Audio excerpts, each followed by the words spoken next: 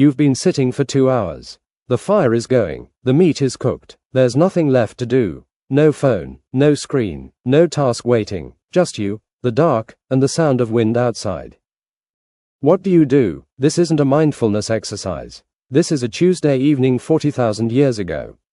And the answer to that question, what ancient humans did when there was genuinely nothing left to do, is one of the strangest and most revealing windows into who your species actually is.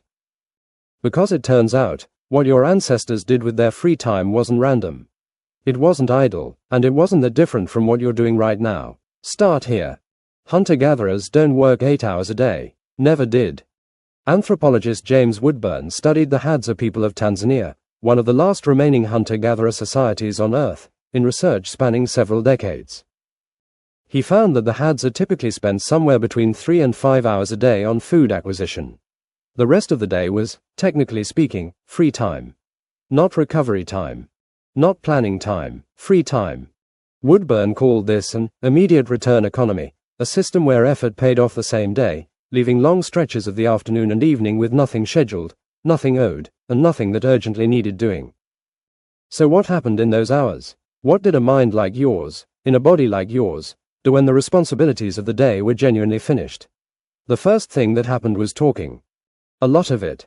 Anthropologist Robin Dunbar, who developed what's now known as the social brain hypothesis, has argued that language itself evolved primarily not to share survival information but to gossip. To track who was doing what with whom, to manage the complex web of relationships inside a group of 20 to 30 people who spent every single day together. Dunbar's research on modern hunter-gatherer communities found that roughly 2/3 of all conversation was social talk, personal stories, relationships, and what we would today call drama. Not hunting plans, not tool instructions, drama, which means the very first thing your ancestors did when the day's work was done was sit around the fire and talk about other people. Specifically, about who was sleeping with whom, who had said something rude to someone else, who was pulling their weight and who wasn't. The social monitoring that kept a small group functional required constant maintenance. And gossip was the maintenance tool, same as now. The thing you do when you open a group chat has about 200,000 years of evolutionary precedent behind it. But talking wasn't all. Here's where the archaeology gets genuinely surprising. Around 40,000 years ago, at sites in the Swabian Jura region of what is now southwestern Germany, archaeologists led by Nicholas Conard uncovered fragments of flutes. Not accidental bone fragments. Actual carved, deliberately perforated musical instruments. One made from the hollow wing bone of a griffon vulture. Another made from mammoth ivory, painstakingly split and carved into a tube shape, with finger holes cut at precise intervals. These weren't tools for survival. No one needed a flute to hunt a mammoth or tan a hide. Someone made these because they wanted music, because silence, apparently, was not enough. The Divya Babe flute found in a cave in Slovenia is potentially even older, dated by some researchers to around 60,000 years ago, with evidence suggesting it may have been made by Neanderthals rather than fully modern humans. If that dating holds, it means music wasn't even uniquely a Homo sapiens behavior. It may have been something your closest evolutionary cousins also did when the day was done and the fire was lit. Neanderthals, who we often picture as brutish and purely functional, may have sat in a cave and played something that sounded like a song. Now picture what that actually looked like. A small group of people on the edge of a river valley in what is now Germany. The sun is gone, the fire is the only light. The hunting was good today, so nobody is hungry, nobody is scared.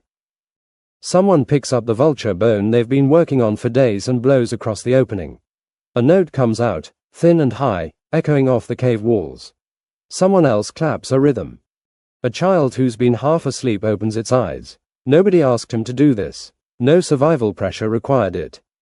They did it because the evening was quiet, and a quiet evening, it turns out, is something the human mind actively resists. Here's the counterintuitive twist. We tend to think of leisure as something civilization invented, a reward, something layered on top of survival once the real work was done. The archaeological evidence points in a different direction entirely. Play, music, storytelling, and art appear to be as old as the modern human brain itself. Not luxuries added on top of survival. Core outputs of the kind of mind that made survival possible in the first place. Think about what else shows up in the record.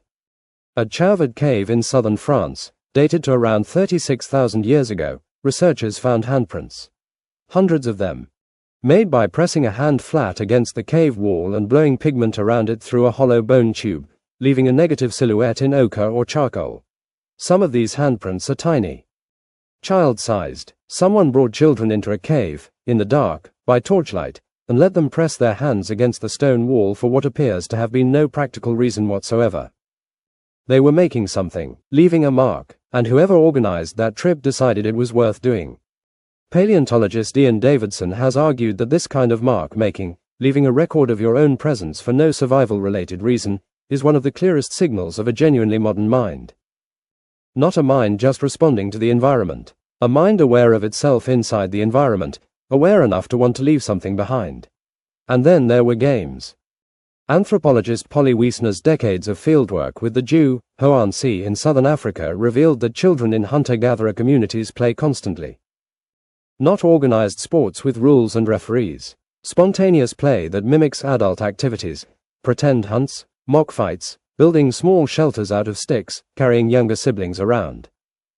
Wiesner observed that adults don't separate this play from learning. They watch, they laugh, they occasionally correct a grip or a technique, and then they go back to their own conversations. Play and education are the same activity, running simultaneously, requiring no separate institution to organize them. Wiesner also found something striking about nighttime conversations specifically. Daytime talk was practical, criticism, complaint, task coordination. But at night, once the work was genuinely done and the fire was the only light, the content shifted completely. Storytelling dominated, myth, humor, impersonations of animals and of other people in the group, songs that everyone knew the words to. She found that these nighttime campfire conversations were where cultural knowledge was preserved, where emotional bonds were maintained, and where the creative imagination of the group was exercised and kept sharp. In other words, what looked like leisure was doing something structurally essential. Boredom wasn't empty, it was the raw material your ancestors built culture from.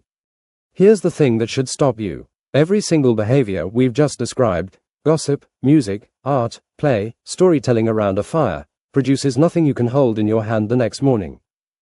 No food, no shelter, no weapon, no measurable survival output.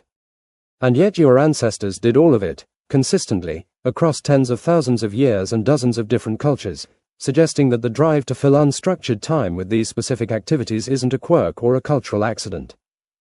It's a biological feature, a core function of a mind like yours, running whether you feed it or not.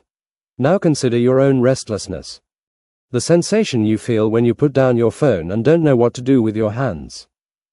When the evening is quiet and you feel an itch for something, without being able to name what that something is. That specific discomfort of unstructured time is not a modern invention.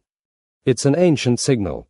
Your brain, shaped by 200,000 years of free evenings around campfires, is reaching for the same things it always reached for: music, story, connection, and making things that don't need to exist. The fire is going, the meat is cooked, there's nothing left to do. Your ancestors picked up a bone and carved it into a flute. They pressed a child's hand against a cave wall and blew pigment around it. They sat in the dark and told each other stories about people who weren't even in the room, and laughed, and did it again the next night, and the night after that, for thousands of years. You open a group chat. You put on a playlist. You tell someone about your day. The flute just looks different now.